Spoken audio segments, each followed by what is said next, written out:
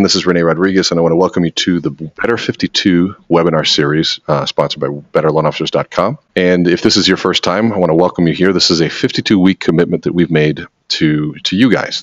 I've been asked over the years many times, what do I have to do to get better? And again, that's a broad question. And so this was really a commitment that we made to say, let's have a 52-week commitment to covering what we think is important to becoming better. And this month's topic was sales professionalism. And if you were on the last 2 months or last 2 weeks calls, you would have seen us go over some very specific topics, things like the 6 money-making activities. And last week we went over slowing down for yellow lights, getting real with referral partners. If you have not seen those, it would be helpful for you to go back to our site, and under the Better Loan Officers link, you'll see that there's a drop down for webinars, and you'll see that you'll have the previous let's say under the learning section under webinars, you'll see the previous week's webinar there and the other Better 52 content. Today, I'm very excited because our third week of the series, we always like to bring in an industry expert and to do an industry interview, somebody that's already been living this stuff, that's breathing this stuff. And when I was thinking about professional selling, the first name that came to mind is a no-brainer for me. It's Greg Frost. He is the first billion-dollar producer in the mortgage industry. He's an industry icon. And to me, there are a lot of people that produce a lot of loans in this industry, but there are very few sales professionals. And Greg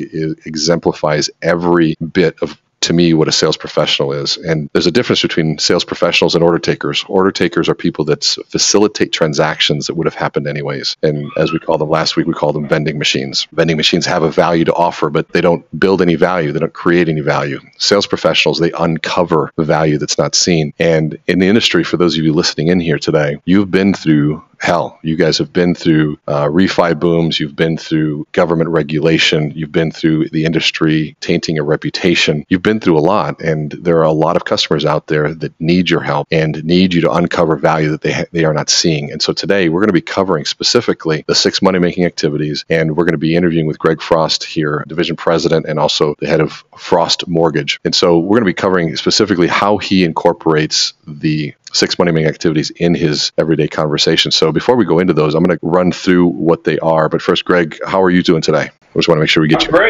I'm great, Rene. It's good to be with you, if only by phone. It's been too long. As I said yesterday when we were talking, we've got to find a way to cross paths a little more often. I couldn't agree with you more. I remember the first time that you and I met, we were in Albuquerque, and your lovely wife had made the and I still talk about it every time we talk, the most amazing guacamole I've ever had in my life. But not only that she pulled the tortilla chips, which I thought were freshly made, but she pulled them out of the oven, and man, I've never seen such a monstrosity of a pile of guacamole in my life, and I think all of us put it away pretty quickly. So, yeah, that was an experience I will definitely never forget. I'm having some guacamole at lunch today. You're making me hungry. When you live in New Mexico, you get to eat that stuff often. That was definitely a whole nother experience. And so, Greg, today I'm excited because you have been somebody that has, I believe, really started the industry into thinking about being professional salespeople. And you've also brought back the pride, I think, in what it really means to be a professional. This isn't about there's people that have overutilized and have abused the persuasion tactics and abused the influence that they have and different techniques to being powerful salespeople. But really, truly, salespeople are out there changing lives. Salespeople are the ones that are uncovering value that's not seen, helping families and helping people see opportunities where before they didn't.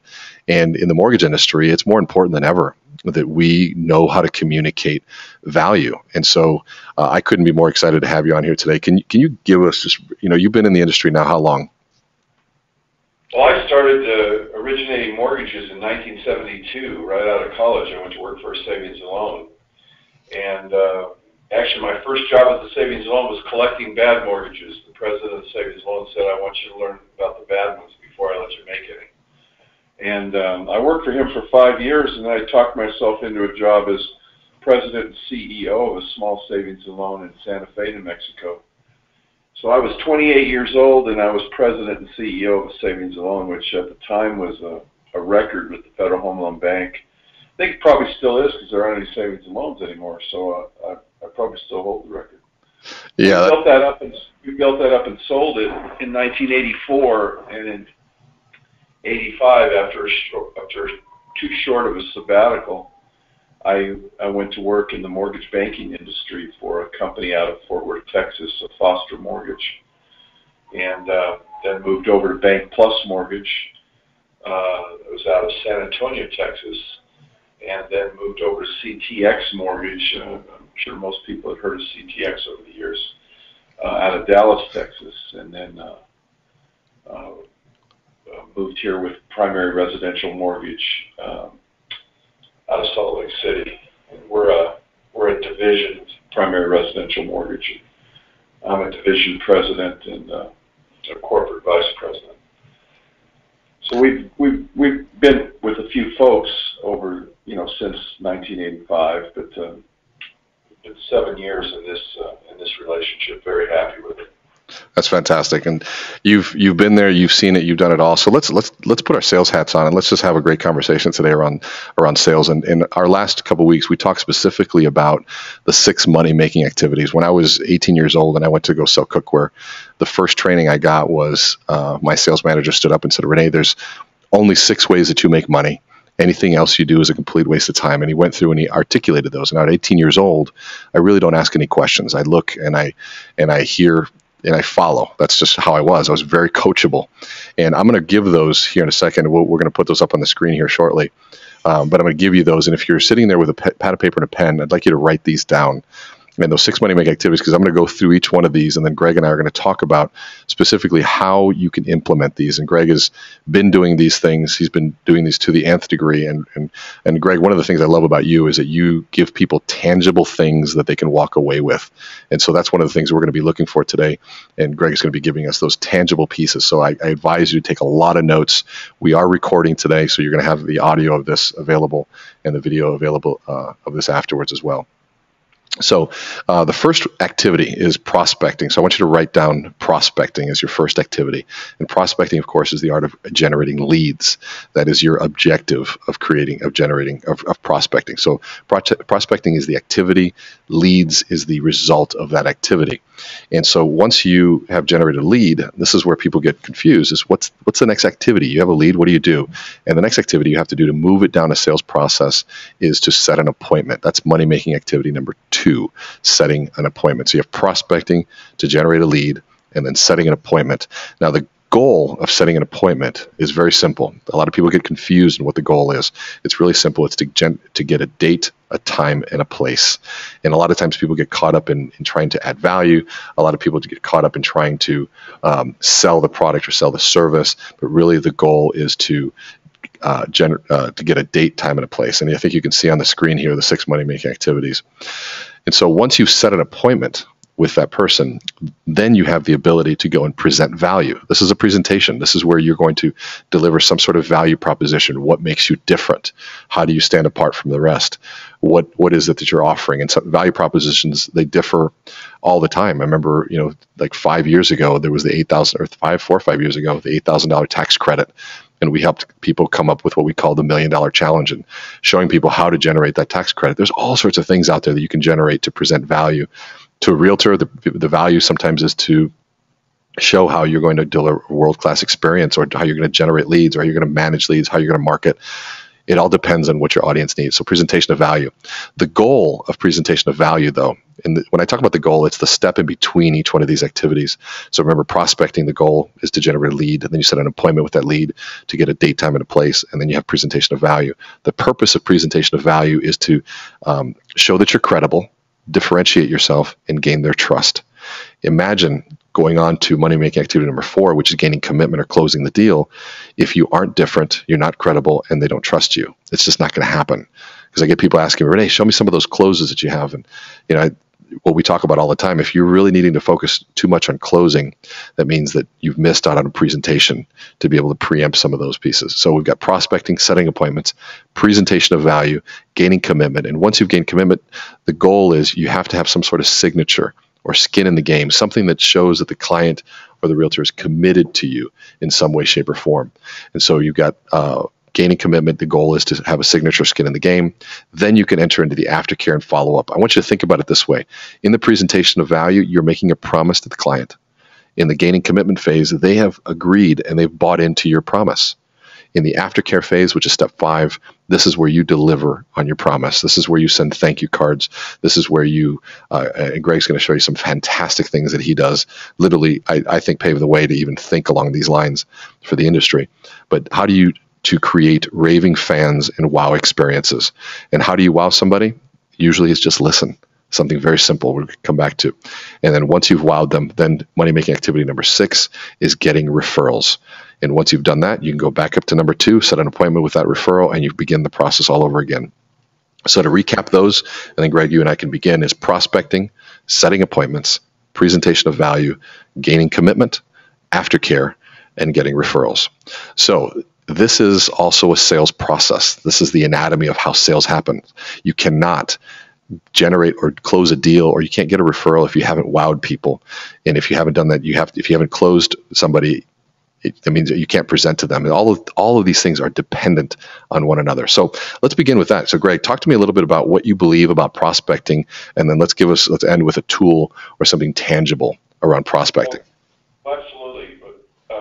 You've got to be prospecting all the time. And prospecting starts with time blocking.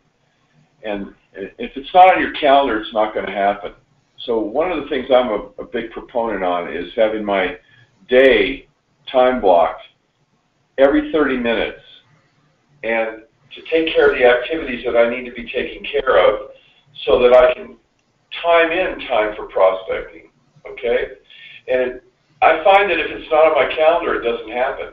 So I'm very, very focused on setting my calendar up. Today, for example, and I'm not personally originating anymore. I'm in a business development capacity, a macro business development capacity at the company, both for Frost Mortgage and for primary residential mortgage. But on my calendar today, for example, I come in, I debrief with my assistant. That's the first 30 minutes of the day. We debrief. The next 30 minutes of the day, I'm on Facebook. The next 30 minutes of the day, I'm on email. The next 30 minutes of the day, I'm reading industry publications and financial information that I've gotten wind of over the internet. I subscribe to services. Lunchtime, today, for example, it's 11 o'clock here. I have a 12:30 lunch with 2 realtors at a real estate company that I've done business with for years. I don't originate their business any longer. One of my loan officers originates their business, but I'm taking them to lunch because I feel that I'm in charge of that relationship. You know, I'm nurturing that relationship. Later in the afternoon, I have a prospecting call with a potential new branch client, a new branch prospect that I've secured through my headhunter. So I'm always working the calendar, and I'm always scheduling time for prospecting. Reaching out and touching base with realtors that I've done business with in the past. Congratulating a realtor if I see statistics. I subscribe to broker metric statistics in our marketplace, so I see what realtors are doing. I see who's doing what, who's had how many sales, whether on the listing side or the sales side. Broker metrics gives me that information. So I can zero in on the players and eliminate the pretenders. I'm always prospecting. And as I looked at this, Rene, I looked at prospecting. I started thinking, I've taken the 6 selling points, and I've laid them out how I would sell to acquire new realtor relationships.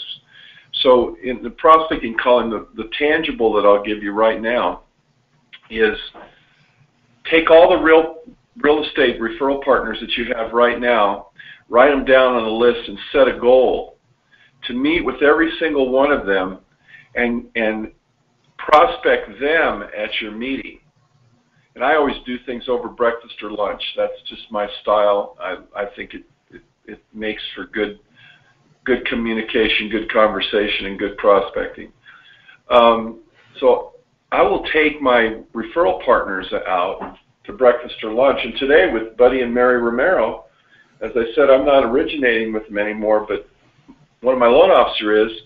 One of the questions I'm going to ask them when I take them out to breakfast or lunch is to identify a logical prospect in their real estate office that I can get with and solicit on behalf of Helen Mirabal, who's my loan officer in that real estate office. and I'm going to see if I can't leverage my relationship with them into another introduction. And I tell them, I said, look, I'm not looking for the top producer in the office. I already know who the top producers are because of the broker metrics reports that I get out of there. I know who I want to do business with in that particular office. There's about 20 agents that matter as far as I'm concerned. I want to see which one of those 20 agents they know and they have some pull with.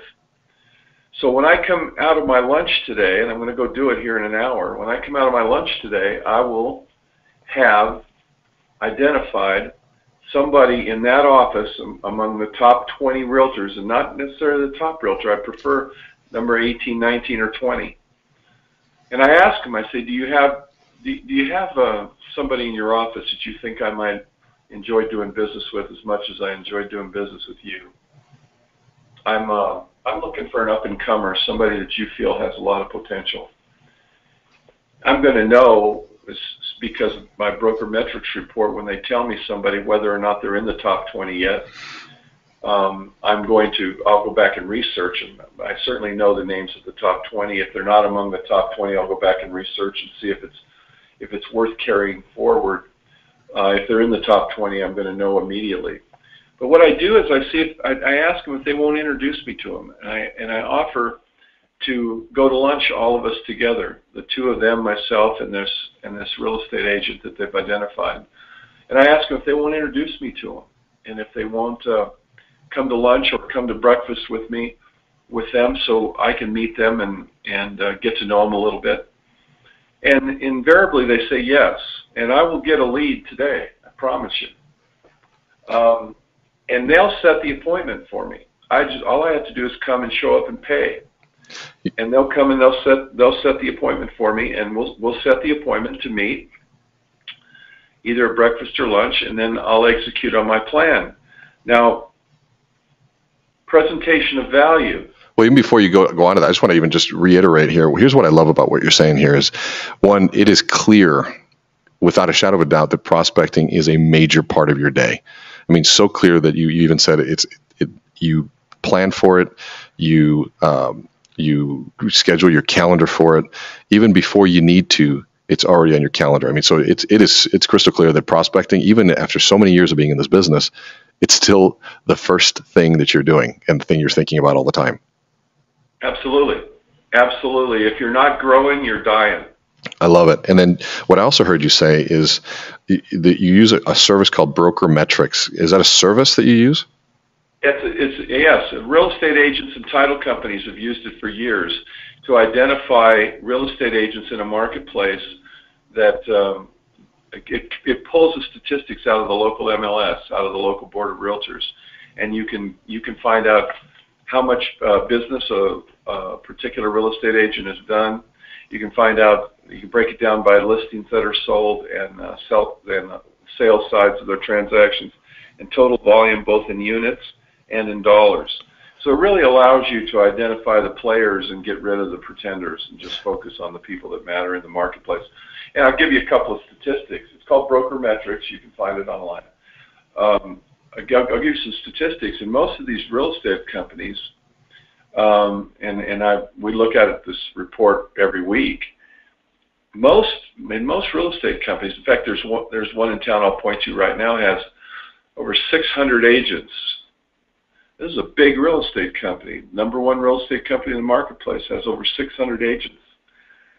Fully one-half of all their agents, one-half of them, have not sold a house yet this year, according to Broker Metrics. That's incredible.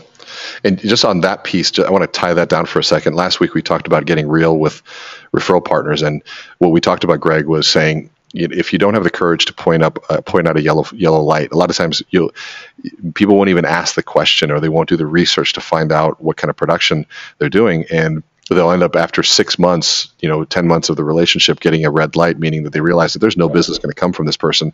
But here they've taken them out to dinner, they've taken them out to breakfast, they've invested money, they've done all sorts of stuff, and they never ask the question of what their production is. And slowing down for yellow lights it's reframing that getting a red light's not failure. Getting a failure is making that red light needlessly more expensive. So you were saying that half of these agents haven't even done a transaction. And imagine how many loan officers have been calling on those agents, just assuming. It's amazing. We found out among our own sales force here, how much time and effort my loan officers were spending on people that just didn't matter. I mean, and catering to them and kowtowing to them. And so when we made this investment in this service with one of our realtor partners, we basically, it's a few $100 a month. We split it, and we're both utilizing it with one of our realtor referral partners, and it's been invaluable. It's been invaluable. But before I had that information, I would ask my realtors, like I started out saying, who in your organization do you think is a real comer? Who's starting to do some business over there, and is amiable to meeting another mortgage?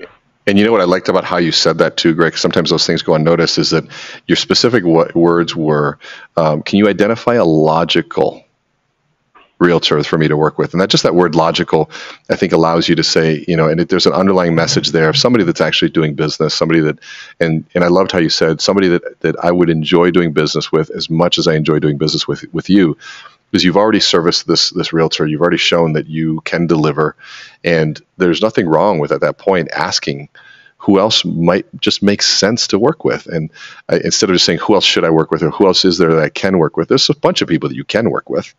But who should I work with? I thought that was very. In this world of professional selling, it does sometimes come down to those little words that make a big difference. Well, and it's a beautiful thing when it happens, because we go to the breakfast or lunch, and I show up, and I'm always early, so they come in and they bring the prospect and everything, and we sit there. Normally it's a threesome, but in this particular case, it's a husband and wife team, so it'll be a foursome when we meet.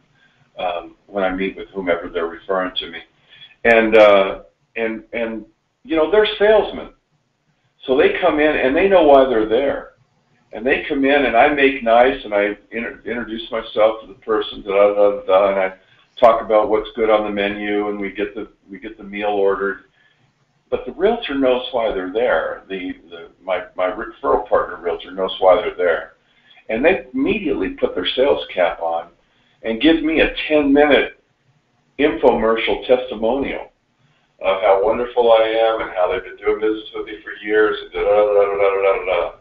and gives me an entree to look at the person and aw shucks and get it, be all humble, and I say, well, thank you so much, Mary. I really appreciate you for saying such kind things.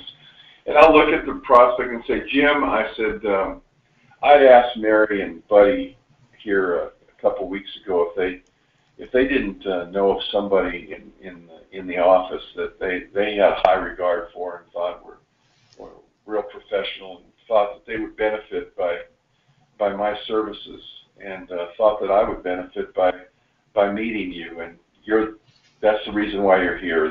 They recommended that I need to know you, so I wanted to get to know you just as quickly as possible based on their recommendation. See, I love, Greg, how you're always able to be very comfortable in the relationship as well as continuing to drive the business relationship. And I think the way in your voice and how you use that, I think, is crucial. There's a great question here by Chris Carney, and he's saying, in terms of prospecting, if you're building a new pipeline and you're new to the industry, what's your favorite or best practice to, quote unquote, get in the door if you don't know anyone? And if you don't have anybody to refer you in there, what was your best way, your favorite way to open those doors? I would go to the sales managers, and I would ask the sales managers if they had any rookies in the office that I could work with on preparing them for documentation requirements for their clients and how to get their clients ready to go into a loan interview. And tell the sales manager, I like to work with new people, and I'd really like to help a couple of your new people. I run across quite a few opportunities in my practice. I would be more than happy to refer some of those opportunities to some of your new people. So if you, and it's basically the same question of the sales manager, if you've got an up-and-comer rookie that you'd like me to work with and help, I'll see if I can't help get them to their first closing. And the sales managers would point me in the right direction. I love that. I'd also offer to do product training in real estate sales offices, and I'd tell the sales manager, I won't come in here and do a sales pitch. I'll just come in here and do a training on the new FHA handbook that's effective 15th of next month. There's a couple of key issues on it. I would tell them a couple of key issues, scare the hell out of them about the changes that are coming forward. So I'd be happy to come in and do a short seminar on that. I love how you're getting specific. One, you're covering all bases. You're going to the sales manager. You're saying, "Let me talk to some of the rookies." The sales manager wants that rookie to be successful. They want that new agent to be successful. You're saying, "I'm going to help them with documentation. I'm going to help them get to that first closing." And you're also saying, "I'm going to provide some product training," which you're doing a lot of the work of that sales manager. What about this too? And one of the things that I found with real estate companies, I've done a lot of training in the real estate industry, and that I found that with brokers, they're not even concerned with how much the real estate agent sells. What they're more concerned with is, are they going to stay around? Are they going to be able to pay their fees? Because most of those brokers, if they're paying a 90-10 split for every $1,000 of revenue, they only get $100, but they're getting $1,500 maybe in a office fee. And so what I would always tell them, I said, let's make sure some of your new guys are ready to pay those office fees and they're going to stick around. Let's get them some successes right away so that they don't feel stressed about making that payment. Well, they need successes. A lot of them have desk fees that they're charging now. I think that's what you're referring to. Yeah, absolutely. If you want an office in the office, you pay an office fee, a desk fee. And what you find is, fully 80% of all the new realtors leave the business after a year. They don't make it. And one of the reasons why they don't make it is they're underfinanced. They simply don't have enough money to support themselves and pay those fees for the next 12 months as they're building their business. So they're underfinanced. So it's very important, and the sales managers know this, and so it's very important for you to offer an opportunity to the sales managers to help them kickstart this person's career, help get them started, help them get to the finish line, get them a referral. I've got a couple of people that I know. I've come across people that are looking for good realtors. I'll be happy to recommend your rookie if you give me access to them and you support me with them. And I'll see if I can't help them get their first deal and help get them to the finish line. And what's interesting too is that, and when people are brand new in the business, it's not that they don't have opportunity. They're full of leads. They got new people to talk to.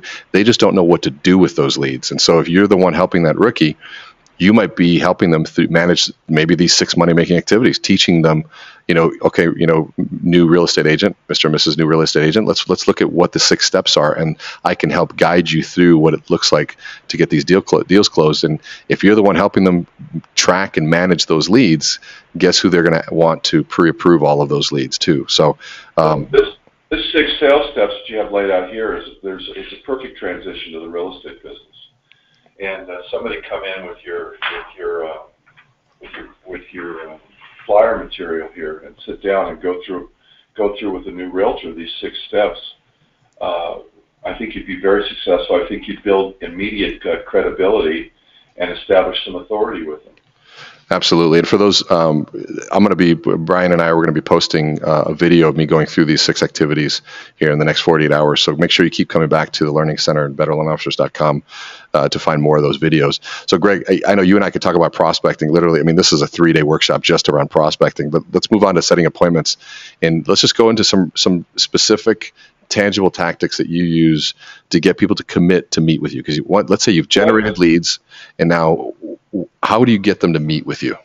Well, let's go back to that breakfast meeting. I'm sitting there with the realtor who brought this person to the table. I'm sitting there with the realtor prospect, and I look at the realtor prospect, and I don't try to sell them there at the table. What I do is ask them questions about themselves, ask them questions about their education, where do they go to school. I'm asking questions to try to find some similarity, because as you know, Rene, people like you like to do business with you. So you want to find some common ground with this rookie realtor, all right? And I want to find some similarities with them. So I ask them questions about church, school, how long have you been in Albuquerque, what'd you do before, real estate, etc. And I can ask somebody 4 or 5 questions, and by the end of the 5th question at the longest, I find some commonality, and we can spin off on talking about that commonality. We either know somebody, or we went to the same place, or we pray at the same place, or something, you know. And I do this just by asking them probing questions right there in front of the other realtor at breakfast, very casually, like is my style, and find something in common. I tell them, I said, you know, my objective for this meeting was to get to know you a little better and see if you're somebody that I think we could do business together. And so far, I think we can. Let me ask you a question. If you could have a perfect situation with your mortgage lender partner, what would you want to have that you don't have now? What would it be? What would you need to add to the mix? And what I'm basically doing is asking them to tell me what they don't like about their current relationship without posturing it that way. I'm asking them to tell me what would you like to have that you don't have now. And I take notes as I talk to them. I've got a little notepad, a little quarter-page notepad, and they see me writing notes. And you know, they'll give me an answer. Well, I'd like to be able to know quicker whether or not they think this person might qualify, or I'd like to be able to know this, or I'd like to be able to do this, whatever it is. I write it down, and at the end of I don't try to close them at the initial meeting. What I attempt to do is schedule another appointment with them. And so what I say to them is, I'll tell you what I'd like to do. I'd like to take this information back to my office and noodle on it for a couple of days. I wonder if we might be able to get together. What I'd like to do is invite you to come to my office and get a look at what your clients would see, and get a feel for what your clients would feel if they actually did come and visit me in my office. And I'd like you to see it. I'd like you to see who meet my assistant, who would be communicating a lot with you, and like you to meet my loan processor and my underwriter. I'd like just to take you on a little tour of the office and show you what it looks like, so you know exactly what your clients are going to be seeing and hearing and doing should they come and see me. And they always say yes. So I schedule another appointment with them to come into the office. At that time, we sit down in one of my loan interview rooms, and we show them the technology, and I go over the points that they made at our breakfast or lunch of what they were looking for. And of course, I meet all of their requirements some way, somehow. You know, I basically give them the answers that they were looking for. Here's how we'll do this. You know what I love about that, Greg, is one, you're learning about them first. And I think a lot of times when we're setting appointments, we're wondering what's the purpose of the appointment. And in that, you're understanding the client first and understanding what's important to them, and you're not even acting on it right away. I think a lot of times we get so excited we want to just rush and go in for the kill. Which you're taking that information, you're thinking about it, you're going back to your team, and then you're inviting them to your place and show them what it's like. Say, hey, I'm not even asking you to do any business with me. I'm just saying, I just like to show you what it is. It's like what it's like at our office. It's almost hard to recommend a movie you haven't seen. Come and take a look at what it's like over here and see what it's like, our experience is like. And at that point, you've got all the information. I attribute it to, when we were in school, we were never allowed to ask the teacher for the answers to the test. The teacher's job was almost to trick us. But in business and sales, it's the opposite. If you think about the person giving the test as the client or the referral partner, we can ask them for the answers to the test, and the test is what would make them happy. And that's a great question of what are you looking for in that perfect experience? And they will lay out, if you know how to ask the question, in detail what it would take to be successful, and they'll lay out in detail what it would take to fail. And if you know those answers to the test, then bring them to class, bring them to your place, and show how you can ace that test perfectly. And it almost takes an unlearning of what school taught us, that we're supposed to guess at everything. In sales, there's no guessing. We have to ask everything. And if you just know how to ask, you'll get those answers. And they give it to you readily, and you ask the question in such a way that you're not asking them to badmouth their current referral partner. You're just asking them what would make the situation perfect. What it gets into is they start telling you about the deficiencies of the people they're doing business with, and then So when they come in to see me that second time in my office, that's when I do my presentation of value. I love it. And so before we even go on a presentation of value, what would you do if, let's say, you're at a family function and somebody it's a soft lead, somebody that's been thinking about it, and they've expressed interest in wanting to either refinance or purchase a home. What would that phone call sound like for you? Somebody that you don't want to be pushy, but you want to just get the appointment, because at that appointment, it's even prior to being able to ask all those questions. And maybe you just meet a realtor at a gathering and you want to call and follow up with them. What would that phone call like just to get the appointment? I know that you're not overselling at this point, but what would it sound like to just to set the appointment with that soft lead? Well, just if I've met a realtor at a social function and I exchange cards with them, again at that social function, I'm setting up the second meeting. I'm again trying to find some commonality. Okay. It's a very soft meeting, as you say.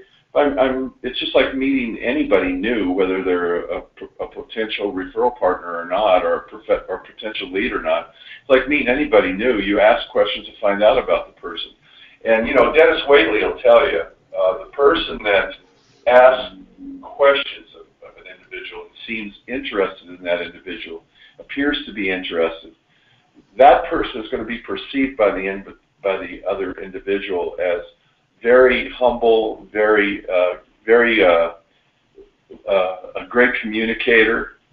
And you may not have communicated anything. You may just have asked 3 or 4 questions and let them speak to you.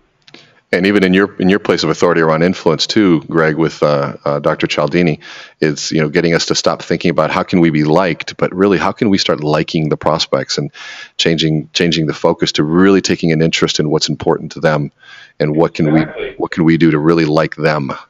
Exactly, and because people who are alike or like similar things will enjoy doing business together. We've got to get to a point of liking, okay? And if you get to that point by inquiry, by attempting to ask questions about that individual and find some commonality, because people like me like to do business with people like me. So I've got to find out how this person's like me, okay? And it's up to me to find that out. It's up to me to find that commonality.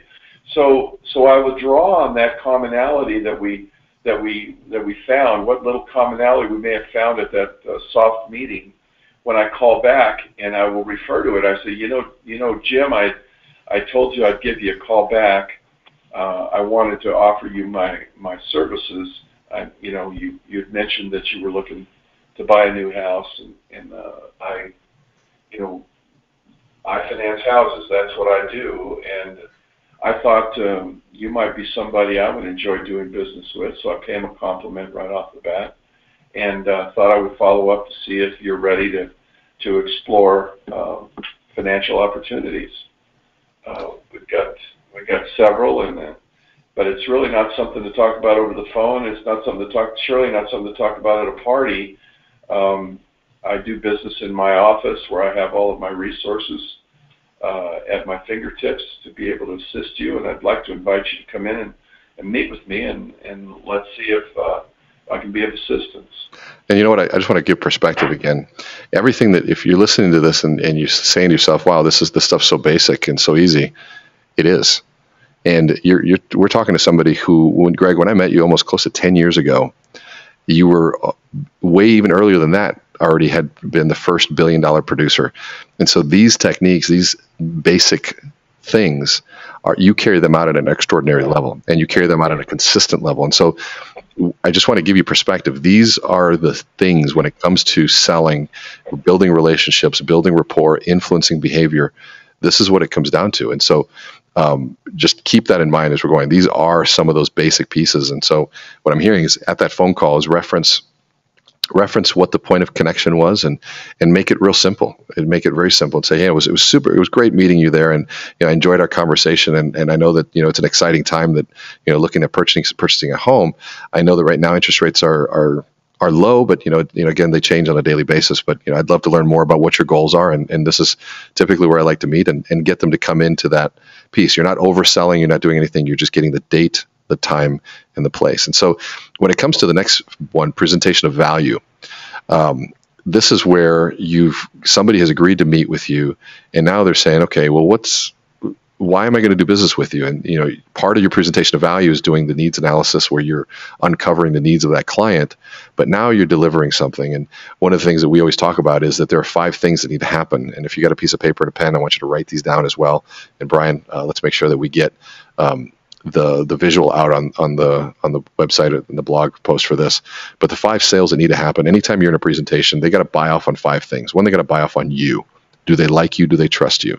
That sometimes happens in how Greg is doing it at the first meeting.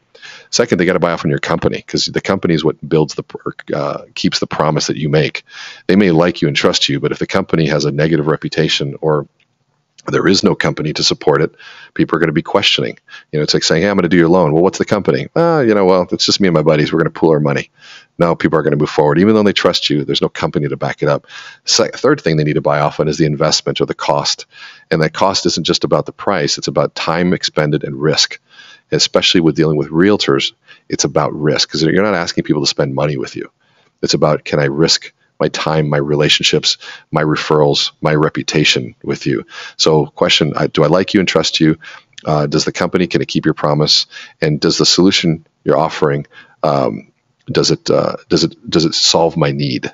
And the third one, it was the service is the third one. The fourth one was the investment in time, money, or risk. And the fifth one is urgency, is now the time to buy. So when we're getting in that presentation, most often when people do not buy or do not move forward, is because they miss that fifth one, where they say, wow, I like you and I like the company. Man, the solution meets my needs and it's worth the money you're asking me, but I'm going to wait out the marketplace a little bit and see how we do. If you get that, that means you have not sold urgency. And I'll say this final point, and I'll hand it over to you, Greg, is when people ask me, from a consulting standpoint, Rene, what does it cost to bring you in? My response is always the same. Even if they've heard it, they hear it again. They say, Rene, what does it cost to bring you in? And I'll say the same thing. I'll say, I'm sorry, to bring me in or not bring me in? And I'll stay silent. And I'll usually get either a giggle or a chuckle, and we'll laugh together about the question, because I say it a little bit facetiously. And if they don't laugh, I'll say, well, I bring that up because, either if it costs more money to bring me in than to not bring me in, then it's not going to cost you anything, because you're just not going to bring me in. But if there's a solution that I might be able to offer that outvalues the cost of my service, then I think we'd agree that there's a cost to not solving this. Would you agree? And every CEO I've talked to says, Rene, that makes all the sense in the world. I said, so let's figure out the value of what's going on. And then once we figure out the value of it, we'll sit down with a pad of paper and a pen. We'll see what makes sense to you. We'll see what makes sense to me. And I will guarantee you that my services will be less expensive than the value that I bring. If not, you won't have to pay anything. And so really what I'm doing is making sure that they understand that there's a cost to not doing business. I think Steve Harney is one of the best at explaining the cost of not getting your home now, or the cost of waiting. So Greg, tell us a little bit about your presentation of value. And it sounds like part of it is the office tour when it comes to realtors. But what else? Tell us about what you do for presentation of value. Well, when they hit the lobby, the first thing they see is a big screen TV right in front of my receptionist, and it's scrolling a PowerPoint presentation. The PowerPoint presentation is a welcome to all the people that are coming in to see us that day, coupled with a congratulations to all the people that closed their loans that day. So they're walking in and they're seeing a business office that looks professional, and they see their name on the PowerPoint. They also see that we're doing lots of business. Doing lots of business begets doing lots of business. So we like to give them that impression. They are escorted into a loan interview room with, again, a big screen TV on the wall. And my receptionist, who escorts them in, presses a button on the screen. And I come on with a little short video welcoming them to Frost Mortgage, introducing them to the particular loan officer they're going to meet with that day. And again, assuring them that we're going to do a good job for them, and that the loan officer is escorted in.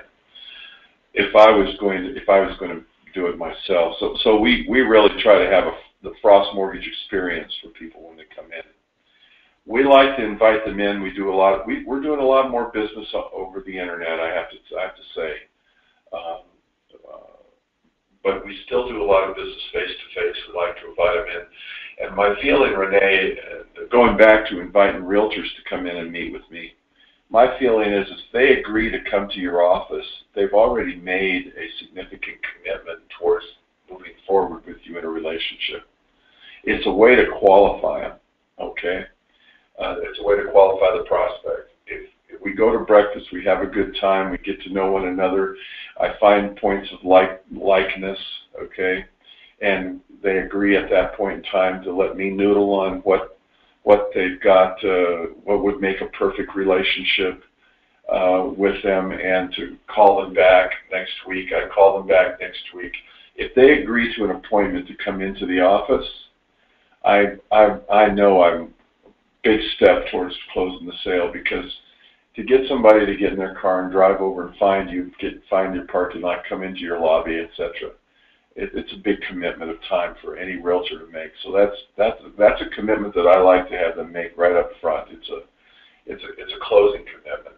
They come in, we treat them very professionally. Very few mortgage lenders ever invite the realtors to come in and do a walkthrough of their office.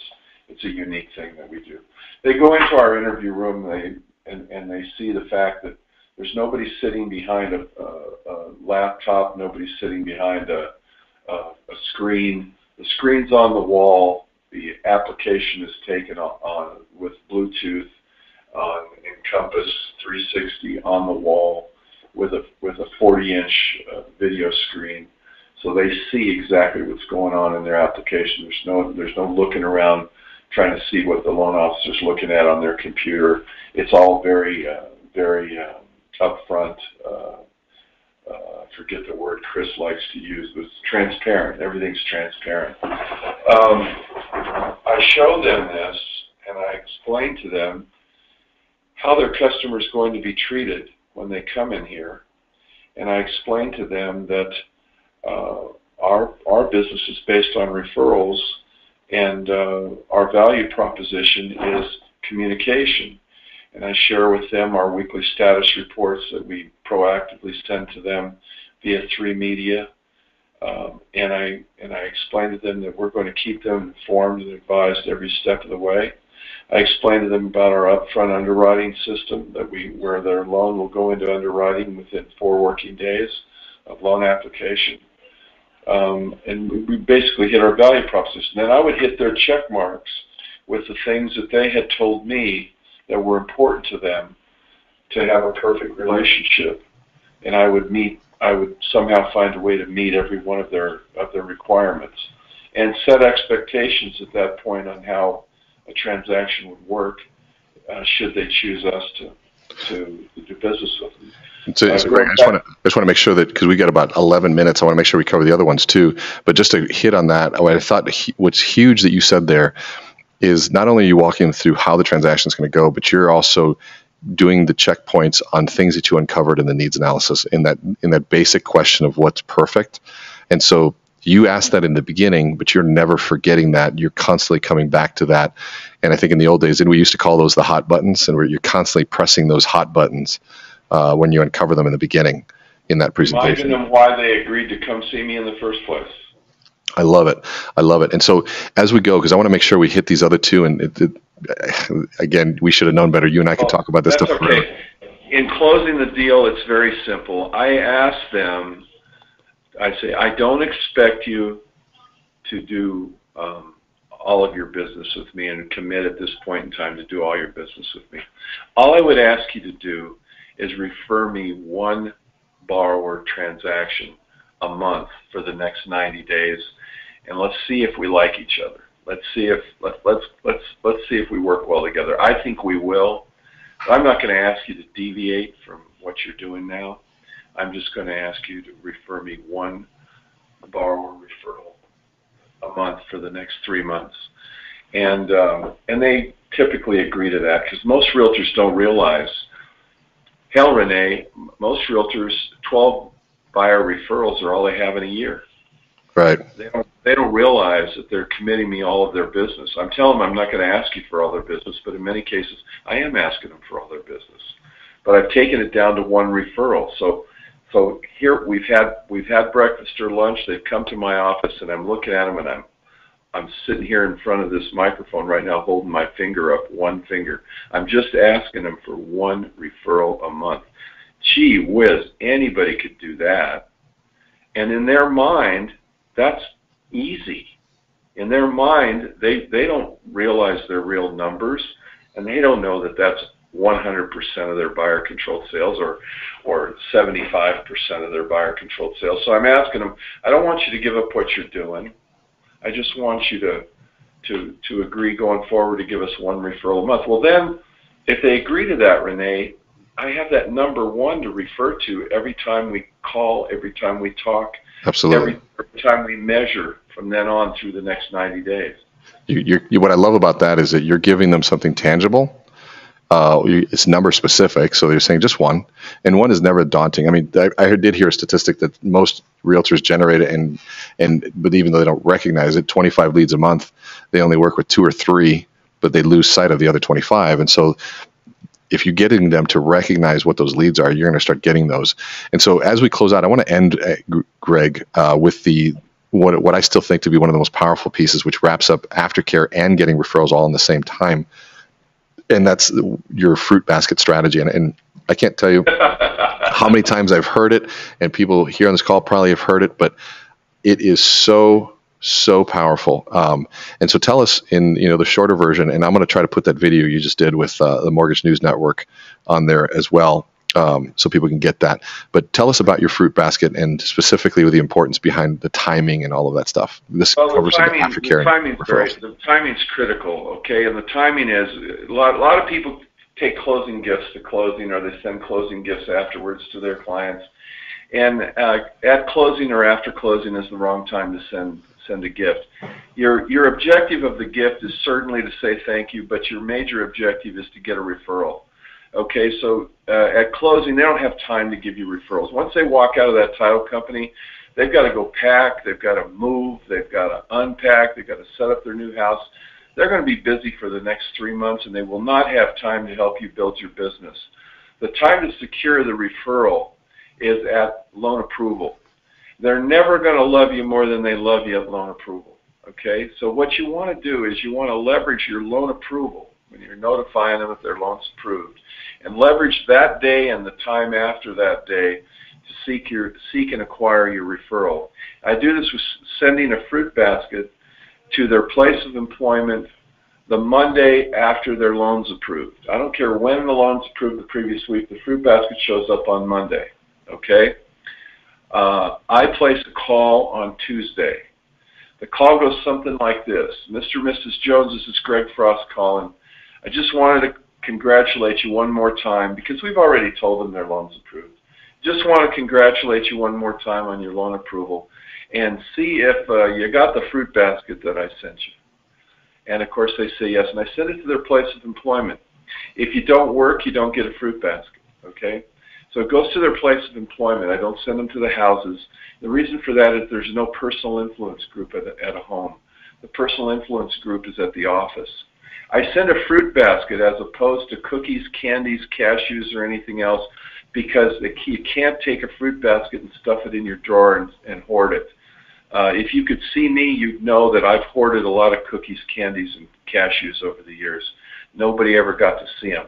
Fruit basket, people will show off on the corner of their desk. It will stimulate people to come by and ask, where did you get that? And people will share the fruit. They'll say, take a piece, have a pomegranate, you know. I'm gonna share a pomegranate or a guava. I'm not gonna share a chocolate chip cookie with you. You know? Why do you have to brag that you guys have guava? We're in Minnesota. We don't even know. They don't have guava here. It's not fair. Sorry. Okay. At any rate, you want to. The message is, the quick message is, you call them, you ask them if they got attached to the fruit basket is an envelope with a thank you letter inside with 5 referral cards, and you have that, and you ask them when you call on Tuesday, wonder if you got the fruit basket. Did you have a chance to read my thank you letter? Great, wonderful. Wanted to apologize to you. You probably found 5 referral cards in there. I only meant to send one. My assistant messed up. I'm not expecting. I wouldn't ask you for 5 referrals. I just would really like to ask you for just one. If you can think of just one person, friend, family, or coworker at your office who might be able to benefit by my services, I would really appreciate the referral. So I immediately downsize them from the 5 cards I sent to the 1 card, okay, and ask for less. And you get referrals that way. And if they don't think of, does a name come to mind right now? No? I'll tell you what, why don't you noodle on it? Today is Tuesday. Why don't I give you a couple days to think about it? Let me give you a call back Thursday morning. Would that be okay with you? When they say yes, they've just given you permission to telemarket them at their place of employment for referrals, okay? And you want to call them back every other day until they give you a referral or until they say, stop calling me at work, which they will not say because you've only approved their loan, you haven't closed it yet. And there's a magic time between loan approval and loan closing where the customer will comply, and you want to leverage that time. You know, I think you cannot stress enough the importance of timing on this. And if you forgot what it's like to get a loan because you've been doing this for a long time, or just go back to the time that you were getting a loan and you were waiting for that approval and you were waiting for that loan to fund, whether even it's for a car or a house or whatever it is, when you say magic time, it is a magical time. And it's that magical time where people will, it's not even just comply, but they want to be part of the team. And I think what I used to love that you said was, you know, you'd say, Rene, right now we've approved the loan, but we have yet to fund the loan, and there's still a lot of work that needs to get done. And you know, as you know, if you've set them up from the beginning, that knowing that you're going to spend 90% of your time working on the loan and only 10% of your time prospecting, you know, the more that you can help them so they can focus on that loan to make sure it's done, the better. I think there's all sorts of ways to take that and work with it. But I'm going to make sure that we put that video up there, and it's here as well. Greg, I cannot tell you how grateful we are to have you on here. You are a true legend. You are somebody that not only has done it, but you're as down to earth as they come. So I want to thank you again for being a part of our Better 52 webinar series here. It's a lot of value here, guys. Well, thank you, Rene. As you know, you're one of my favorite people, so I'm very happy that you asked me, and I was more than happy to participate. And if I can ever help you at any other time in the future, please let me know. I appreciate that. And you can learn more about you, I think, at frostmortgage.com. Is that correct? Yeah, or www.gregfrost.com. gregfrost.com. I love how easy it is to spell. So for all of you, thank you again. And again, this was the Better 52 webinar series put on by BetterLoanOfficers.com. If you have not claimed your profile, please go on and go to our homepage, and then you'll see in the top right-hand corner for loan officers, and you'll search your NMLS ID, and you'll find what your profile is, and you can go ahead and claim it there. And for ongoing, we're going to keep under the learning section here under webinars. You're going to see all of the rest of the webinars here. But again, when you search for your name, you probably find yourself as unclaimed with this little banner across the top. All you have to do is click claim your profile and sign in as a loan officer. We already have your NMLS ID, your NMLS information there that will populate through. So again, this is Rene Rodriguez with BetterLoanOfficers.com, and thank you for your time today.